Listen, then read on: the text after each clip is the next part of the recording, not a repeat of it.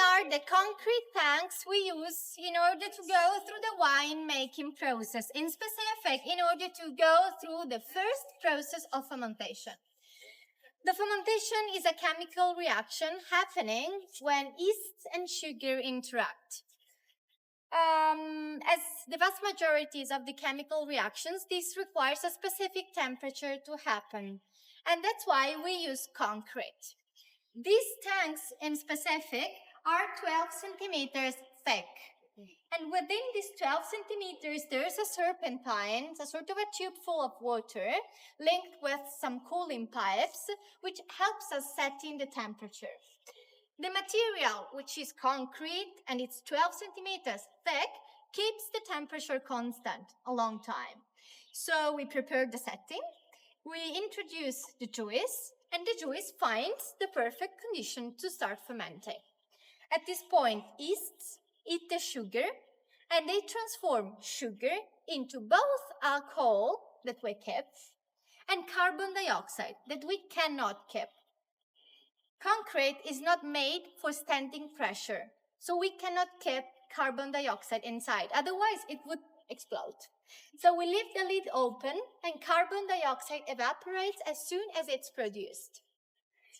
At this point, we just need to wait. We wait until yeasts consume all the sugar, because the first rule is that the first fermentation is over when the sugar is over. This takes more or less 3 weeks. After 3 weeks, what we have here, it's not the initial juice we moved, but it's wine. A base wine with alcohol, but with no bubbles that have evaporated, and no sugar that was all transformed into alcohol. This base wine, we have to move it into the autoclaves in order for the sparkling process to happen, okay? So we cannot do anything with this, but moving it into these autoclaves. So we use stainless steel tanks in order to go through the sparkling process. And the reason is that this is the sparkling process. So in here, bubbles are developed. That's why we need to change the shape and the material, because we need to be able to keep 5 to 6 atmospheres of pressure. Again, we work at controlled temperature, so 12 centimeters thick the tanks, 18 degrees. We move the base wine, and in order for a new process of fermentation to start, we both add yeast and sugar, which are the 2 substances necessary for a new reaction to start.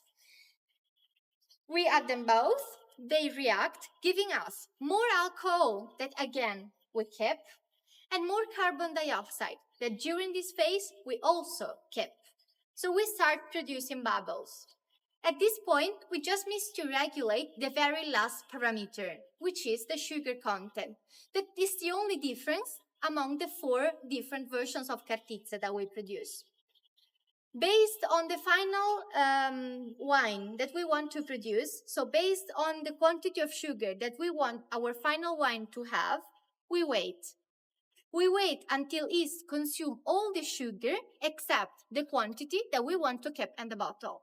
Okay? If we want to produce Cartizze dry, which was the second one that you've tasted, containing 20 grams of sugar, we wait until yeast consume all the sugar except 20 grams.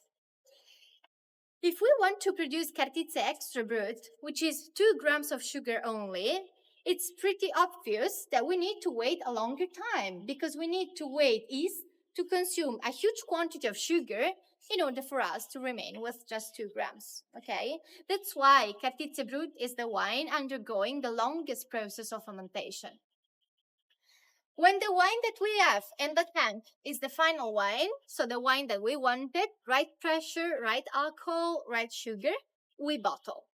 So what enters the bottle is the very final product, okay? What happens here is the main difference between Cartizze and champagne, for example. When it comes to champagne, this process happens in the bottle, okay? When it comes to Cartizze, the whole process is regulated at the winery.